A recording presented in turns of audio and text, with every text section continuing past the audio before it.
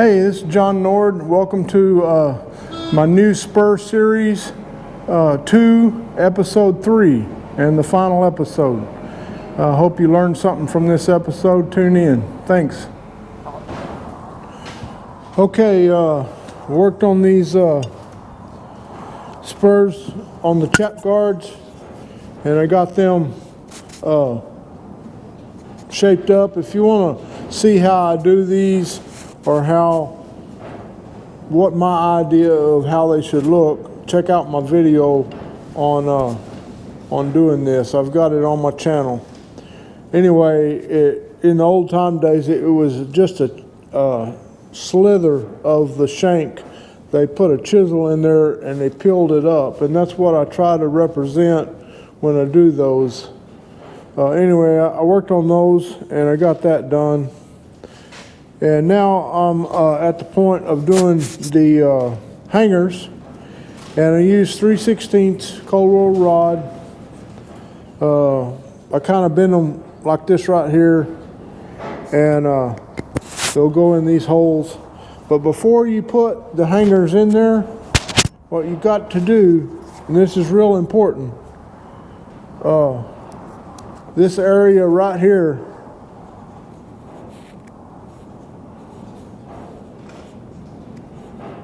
needs to be 45 with a file.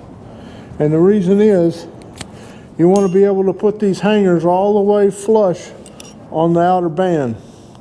And with them down flush, it makes them look real nice. Some people leave them out, but I like to nail them all the way down flat onto the band, brad them, and then my hangers will slip in under them and still turn with that 45 in there. If you don't do that, there's no way that'll work. You would have to leave the hanger sitting way out for the swinger to work, because the way these holes are designed is where the swinger has very little room turning here, and you won't see much gap underneath it. You'll see the back side of that 45. So that's what I'm going to do next, and I'm going to 45 that before I put the hangers in.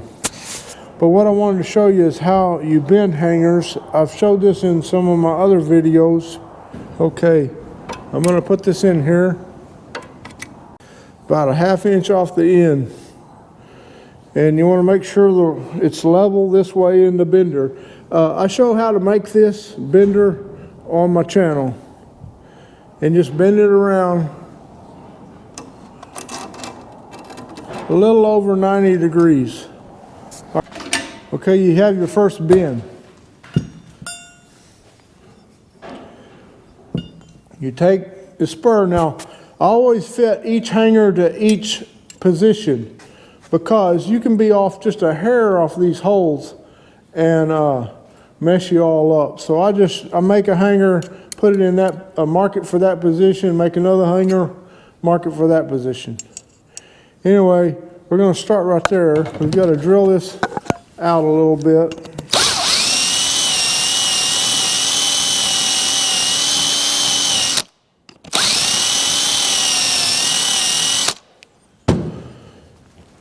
And I got to buff the end of this.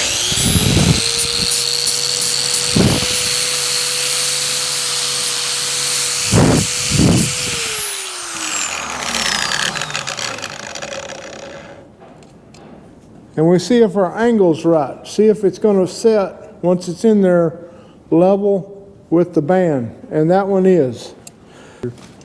What we do next is we measure the inside of this. Inside of hole to inside of hole. And we've got just over 0.8. So we come down here, we take our scribe, and since it's just over 0.8, I'm going to go 8, because it usually is a little bit wide. So I'm marking there.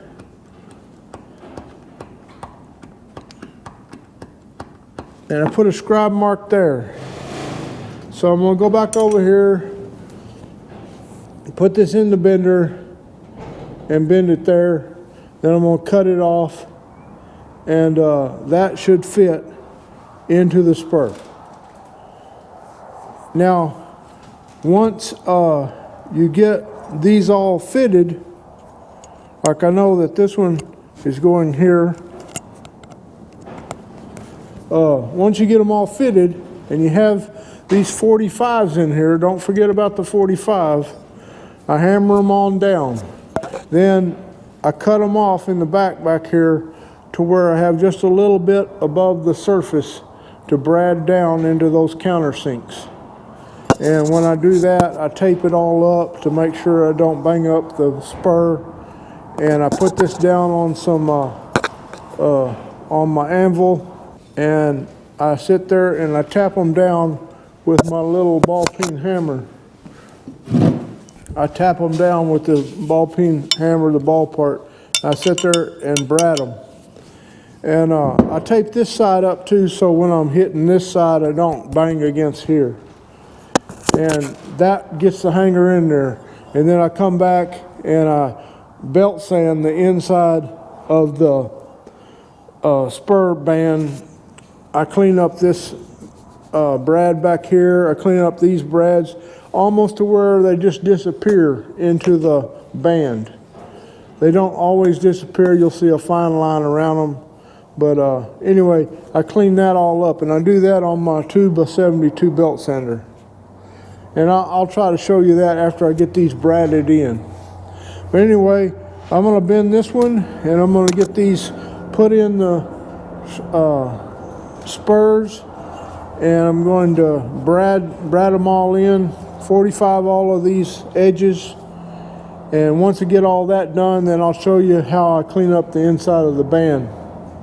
And then we'll build some swingers. Okay, hope you can see this. I've got these braided in. You see how the hangers are right up against the strap or the band? That's the way you want them. It makes for a real clean looking spur, and the swingers are sitting right up on the inside of the band, so it makes a real comfortable spur. Anyway, I'm going to clean the inside up here. I've got them braided on the back side. I hit them a little bit with my flapper wheel just to get them started. I've got a 120 on here, and I'm going to work this inside of this band and clean it up.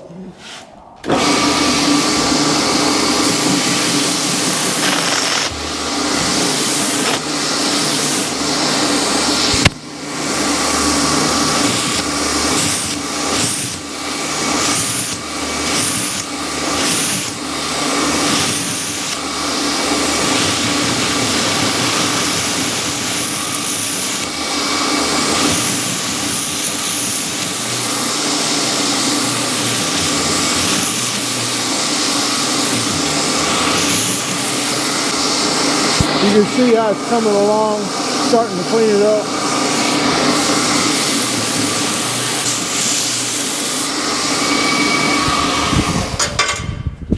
Okay, and then what we'll progress to is 240.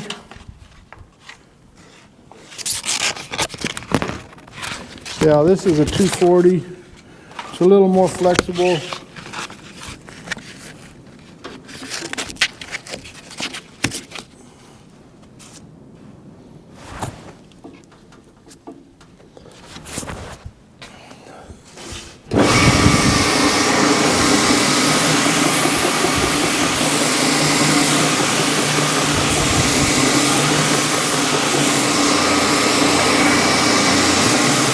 And that's how you do it.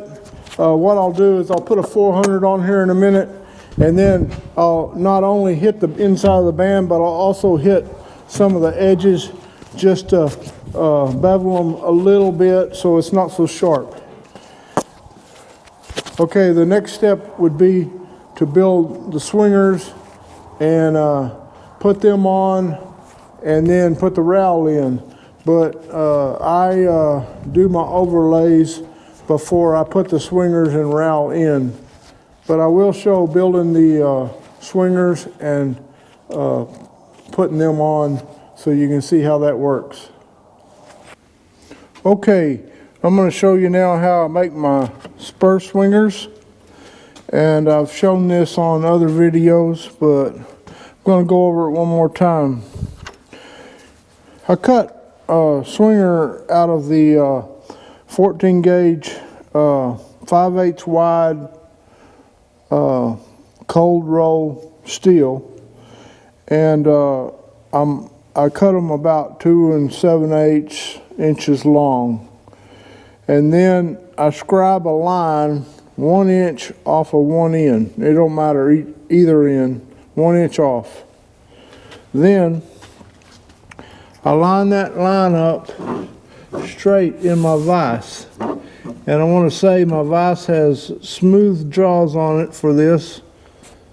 And if you don't have smooth jaws on your vise, then you probably want to grind some on it or use a piece of metal in there to make it smooth so you don't make marks on your swinger. And I just put that 1 inch scribed line on the top of my vise, tighten it down, and hammer that over at a 90 degree. Oh, by the way, I want to apologize for my workbench. It is a mess.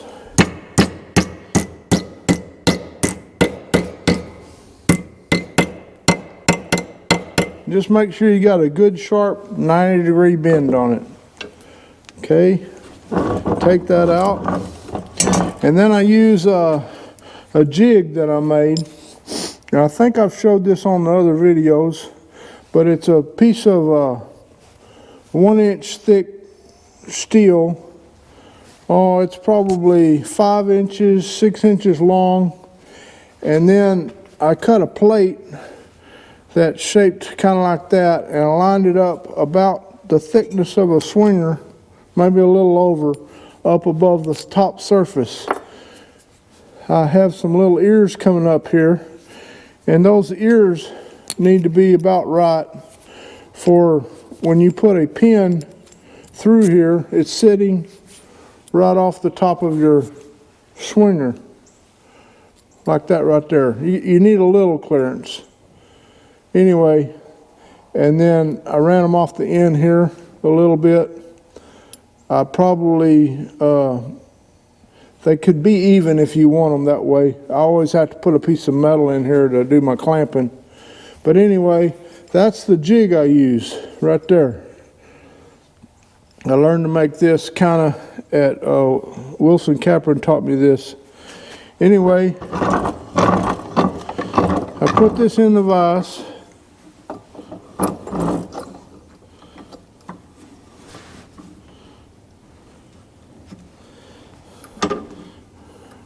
Kind of got it even here.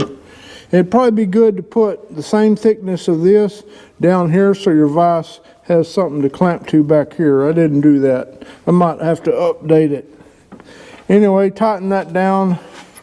Like I say, here's the piece of metal that you bent just a while ago. You put the short end over the edge of the jig, put your 3/16 pin through the hole like that. Now, you want to hold this up against that jig. So here's where I take a piece of metal and a big vice grip, and I put this right here and that right there, and I clamp it down. That keeps it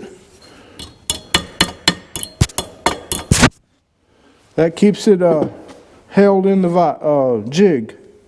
Then I take a big old screwdriver and I get under this end and I move it upwards. And I try to move it as tight as I can upwards. Once I get it up in the air, I take a little hammer like this and I start hammering it. And I just slide that hammer on top of this jig. If you hammer up here, you're going to be arching it.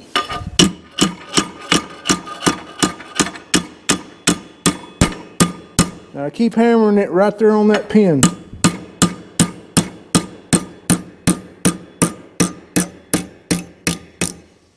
Okay, and you get it down here to where it starts hitting your vise or your vice grip,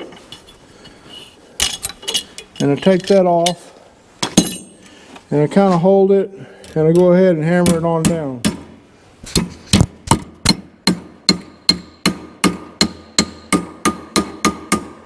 Up against the jig. Then I pull the pin out. Okay, and then you have a real nice tight swinger. There's one here too. This one, you can see they're all the same size from here to there. They've got differences up here as to how I cut them. And that's what we'll fix with the belt sander. We're going to take that belt sander, we're going to take some channel locks and bend this to where it's straight up even, both sides. This one's really good right here. And then we're going to round the tops of them. We're going to center punch them and drill a hole for our button. And then we're going to dress these up, make them look nice. But anyway, you can see how tight they're going to be. There's no sway in them. They're going to swing all right, but they're good and real nice and tight. And they got a good sharp line right there. That's how we make the swinger. Okay, I'm over here at the belt sander. I've got a 50 grit on here, and got one of the swingers we made. If the sides don't line up from bending it a little crooked, you can take some channel locks and just kind of get a hold of, I've got a hold of this side and that side and kind of straighten it up. Okay, now what we're going to do is kind of make the sides, dress them up a little bit. And these need to be about 9/16 wide. And the strap originally is 5/8, and you can see they're a little tight at that. So I just take down the sides. That allows me to dress up the edges of this sheared metal some. So what I do is take me some vice grips and just hold on to it this way. And then I've got to put my backing plate back on here. I forgot I had it off. But anyway, I start hitting it on this belt sander like that until I get this down some. And then I turn it around, do the other side. And then I work it back and forth like this to put a curve over the top. So that's what I'm going to do now. And then I'll show you the end result, and I'll show you how to dress up this a little bit. Okay, I've got this narrowed down to 9/16, and you can see it fits in the swinger slot real well. So that's about where I want it. And now I'm going to round the top of it.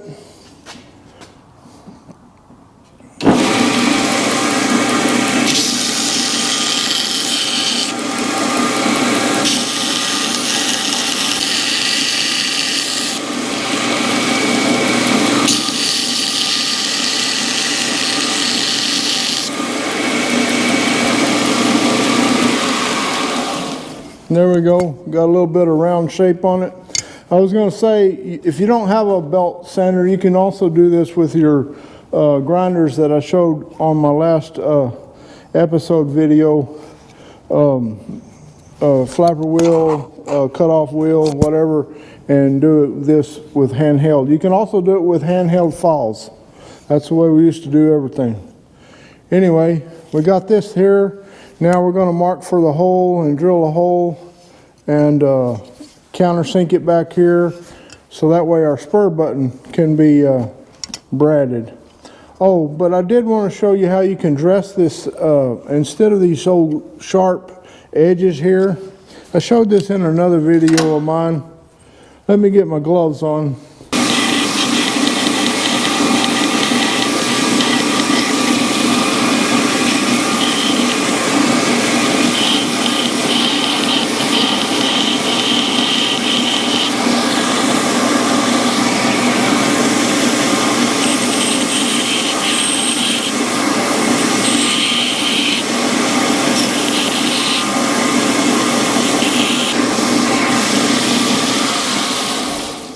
Okay, you can see how I'm knocking these edges down. The final step would be to put a 400 on here and sand this all over, and then we'll mark our hole up here and drill it for our spur button. So I'll show you that after I get that all done, and you can see how it looks. Okay, back to the swingers here. You know, you round the tops and you bevel the edges like I showed you. And I went ahead and further cleaned them up on the 3M wheel over there. And then what I do is I mark in the center, and I mark 5/16 down from the top. Of course, that will depend on how long your swinger is, but most of the time 5/16 is about right. And I center punched it right there. Then I took it over to the drill press and drilled the hole 3/16, and I countersunk the back side of the swinger because I'm going to be bradding these buttons on. And when this is together, well, you'll have enough room back here to brad that. One thing you need to do before you put these on is I usually put all my overlays on and everything on the spur if they're getting overlays before I put the swingers on. And Wilson Capper taught me this, that you can open these back up. A lot of people put these on with the hangers, and that just seems cumbersome to me. So I do it this way. I got a wedge like this, and I put it on here, take a rubber mallet,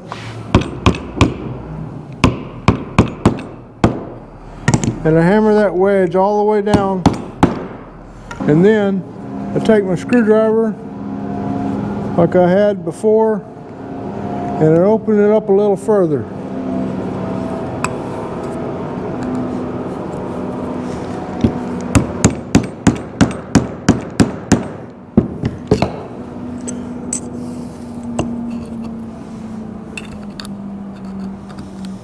You got to get it wide enough for the hanger.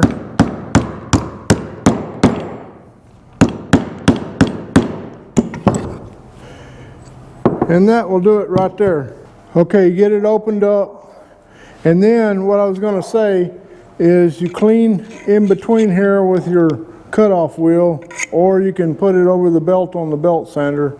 But you want to clean this up because it'll have burrs in here inside and on the back side of these holes and along the edges. And you got to get that real nice and clean, because when you go to clamp this back together, you want it to sit completely flat.